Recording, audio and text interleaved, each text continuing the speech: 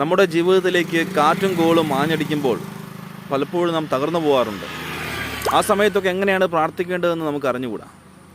നമ്മുടെ കർത്താവും ദൈവവുമായ യേശുക്രിസ്തു നമ്മളെ പ്രാർത്ഥിക്കാൻ പഠിപ്പിക്കുന്ന ഒരു സമയമുണ്ട്. യേശുക്രിസ്തു കുരിശിൽ തറയ്ക്കപ്പെടുന്നതിന് മുമ്പ് ശിഷ്യന്മാരോടൊത്ത് കെദ്രോൺ അരുവിയുടെ തീരത്തേക്ക് പോകുമ്പോൾ അവിടുന്ന് അവരെ വിട്ട് ഒരു കല്ലേറ് ദൂരം മാറി നിന്ന് മുട്ടിന്മേൽ നിന്ന് കരഞ്ഞുകൊണ്ട് നിലത്ത് വീണ് അവിടുന്ന് പ്രാർത്ഥിക്കുകയാണ് പിതാവിനോട്. യേശു ദൈവം തന്നെയായിരുന്നിട്ടും അവിടുന്ന് പ്രാർത്ഥിക്കുന്നത് നമുക്കൊരു മാതൃകയാണ്. ഇപ്രകാരം നമുക്കും പ്രാർത്ഥിക്കാം. യേശുവേ, എന്നെ സഹായിക്കണമേ. യേശുവേ, എൻ്റെ ഈ ഒരു അവസ്ഥയിൽ നിന്ന് വിടുവിക്കണമേ. ഇതുവരെ നൽകിയ എല്ലാ അനുഗ്രഹങ്ങൾക്ക് നന്ദി. യേശുവേ, ഞാൻ വിശ്വസിക്കുന്നു അങ്ങനെ ഉയർത്തും, അങ്ങനെ സഹായിക്കും, ഞാനൊരു അനുഗ്രഹമായി തീരും. നമുക്കും പ്രാർത്ഥിക്കാം.